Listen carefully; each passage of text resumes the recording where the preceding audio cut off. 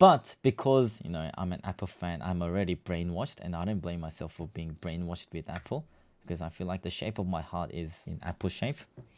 I'll go with tilt height adjustable stand and really enjoy the premium.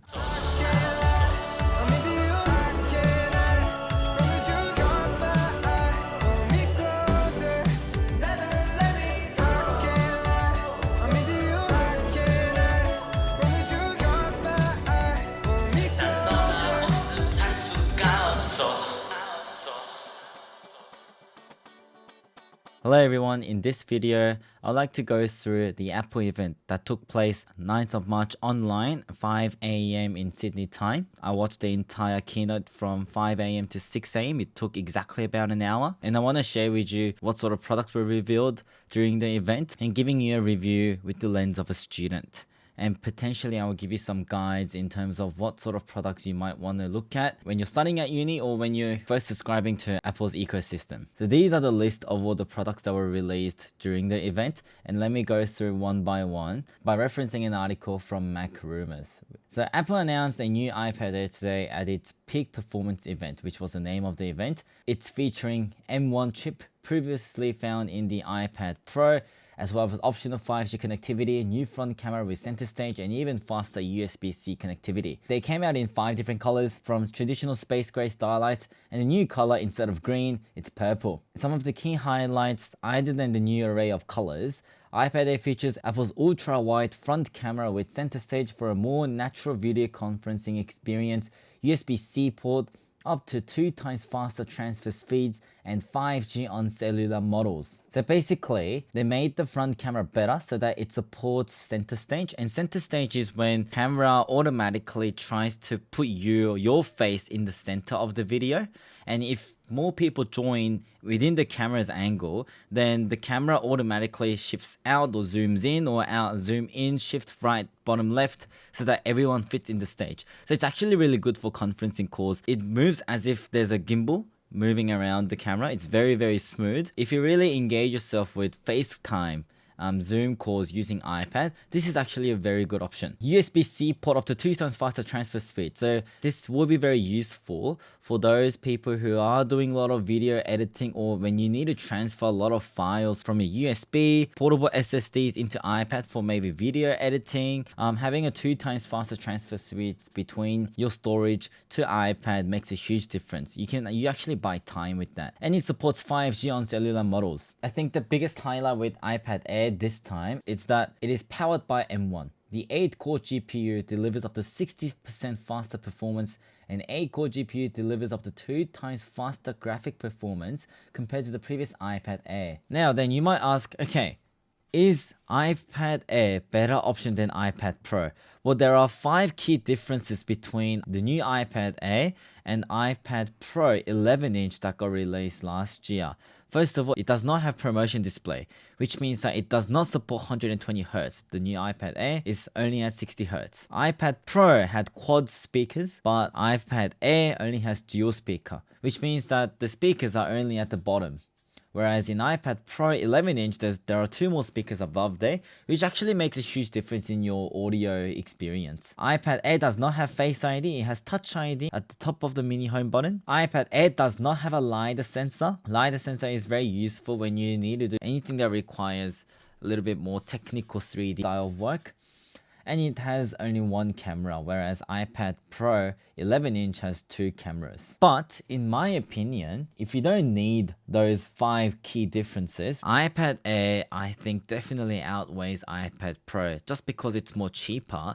But it supports all the iPad Pro accessories. It has way more colors. Half of the time, you won't really need max performance of M1 chip unless you're doing hardcore video editing, which probably you might want to do with your iMac or iPad Pro or MacBook Pros. Let's move on to iPhone SE. The 3rd generation of iPhone SE were announced, featuring A15 Bionic chip, improved battery life, 5G connectivity, new camera system, and more. The new iPhone SE features the same 4.9-inch display as the current model, but now offers the toughest glass in the smartphone on the front and back. It has now New 12 megapixel wide camera system offering a wide range of improvements and computational photography features including deep vision photographic styles, portrait mode, and smart HDR4. So with the entry-level iPhone, you are now able to take better photos using A15 Bionic chip. So although there's only one camera like this one, actually it is no equal to the previous iPhone SE model. A15 Bionic chip also gives the new iPhone SE longer battery life than previous generation, and it also supports 5G connectivity. So I guess iPhone SE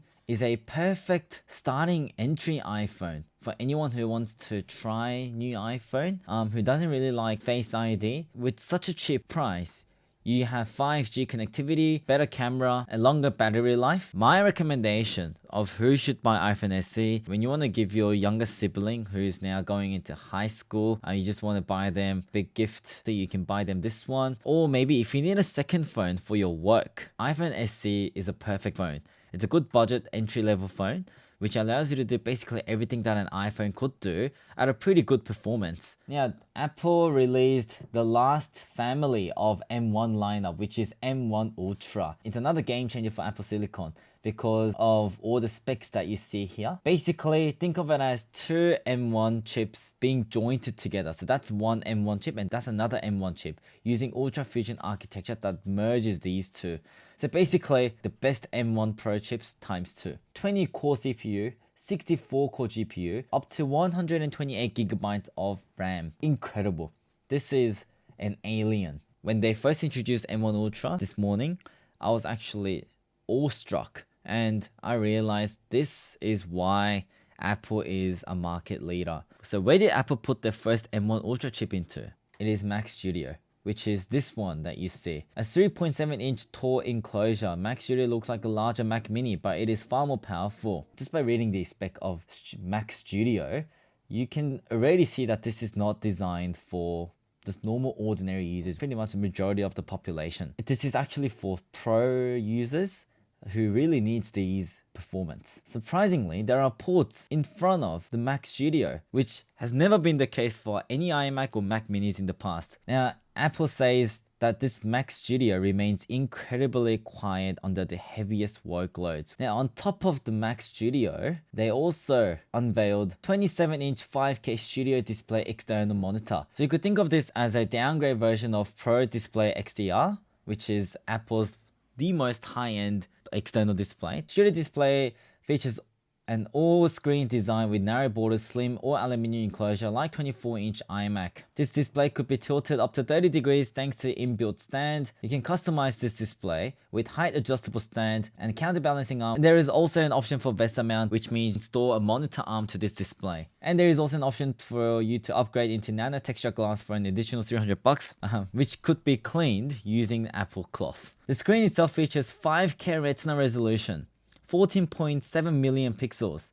Anti-reflective coating is there as a default, 600 nits of brightness, P3 white color, true tone display, and it also contains A13 Bionic chip to support its camera and audio system. Now, A13 Bionic chip was used in iPhone 11, and basically that chip is integrated into this monitor itself. It's just a monitor, and it has the same performance spec with iPhone 11. Now, the main reason why they drilled this chip inside this monitor is because they now support 12 megapixel of ultra-wide front camera with center stage for the first time on Mac. Nevertheless, with high-fidelity 6-speaker setup, the display contains 4 force-cancelling woofers that minimize distortion and 2 high-performance tweeters, featuring support for spatial audio with Dolby Atmos. And I was mind blown when they first said this because it allows you to feel like you're in a cinema. It's a surrounding audio. These features, you can only experience them with AirPods Pro and AirPods Max.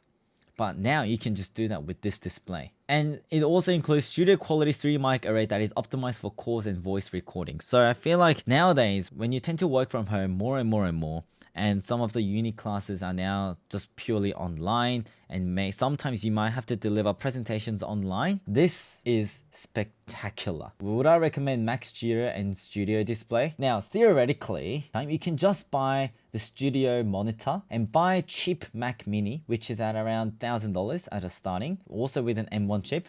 You'll be able to experience Very similar sort of performance just with the monitor itself. And M1 Mac Mini is actually really good. It's more than enough for university purpose or any educational purpose. But if that's the case, I'll just buy an iMac. Who will go for Mac Studio? Video editors who does lots of 4K editing. If you rely on graphic engines, or if you're a producer who produces quite heavy musics too, definitely this will be a life-changing product. But having said that, M1 Pro will do exactly the same job. So what I'm going to do is I will show you which one I'm going to buy. And surprise, you can get Mac Studio and Studio Display at a more cheaper price if you are a uni student. This is one of the reasons why I don't want to leave uni. Okay, so there are two different types that you can buy with Mac Studio. One's M1 Max and one's M1 Ultra. M1 Ultra starts at $5,500 almost. This one starts at $2,790. Do I really need 20 core CPU? 48? Probably no, because at the end of the day, I'm just a student. I don't really edit 8K videos. This is definitely for those who are working in the industry, like the real legit pros. So I'll go with M1 Max. Select. Now you're able to upgrade M1 chips, but I would say if you're gonna upgrade it to M1 Ultra, just go with the M1 Ultra base model rather than upgrading it from M1 Max model. So I will just stick to the normal processor here. Let's see. This is my iMac spec. When I watched the keynote, they said this MacBook, this Mac Studio is 2.8 times faster in terms of CPU and 3.8 times faster in terms of GPU. So it just easily outsmashes my iMac's performance. Stick with 32GB unified memory. If I go with 64, it's not really necessary if I go with this. So you have to know that if you upgrade the chip, you would also have to upgrade the memory and the storage to make sure that these guys are performing at their best. If I just pick the base chip, but pick 64GB, and that means I won't really actually use the entire performance. I don't know the too technical side of it, but yeah. So what I will do is I will use 1TB storage. So $3,059. Okay, not bad considering that my iMac was around $4,000, close to $4,000 I think. Now Studio Display, of course I gotta buy Studio Display. Standard glass. Now do you really need to upgrade to nano texture glass? It's going to be worth it if your screen will be directly receiving the sunlight. But no, as you can see, it's a pretty enclosed environment for me, so I don't need nano texture glass. Now this one, it's a big question for me. This is the normal stand. That's the height adjustable stand. The price difference is about $600. $600 just for this stand is quite ridiculous. This is the part that I don't really empathize and get. But because, you know, I'm an Apple fan, I'm already brainwashed, and I don't blame myself for being brainwashed with Apple because I feel like the shape of my heart is in Apple shape. I'll go with tilt height adjustable stand and really enjoy the premium. That adds up to $6,000. Interesting. Of course you gotta buy your studio essentials, right? Nowadays I prefer Magic Mouse, so I buy Magic Mouse and Magic Keyboard with Touch ID. So let's review the bag. My bag total is $6,000, 416 bucks. Ridiculous, but it makes sense. It's actually very cheap considering all the stuff that I bought with the performance that it will give me, but the absolute value is crazy. I probably need to sell this iMac. Anyone interested in buying my iMac? It's perfect condition. All right, let's check out.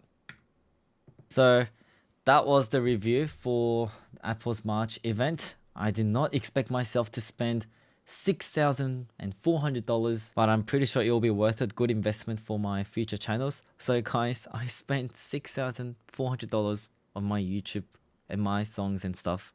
So could you guys please give me like and subscribe? I'm this invested in my channel. But thanks for watching. If you guys have any questions about which product you might want to buy, leave it down in the comment and I'll get back to you as soon as possible. Thanks for watching, and I will come back with the unboxing of my new Mac Studio and Studio Displays. Thank you.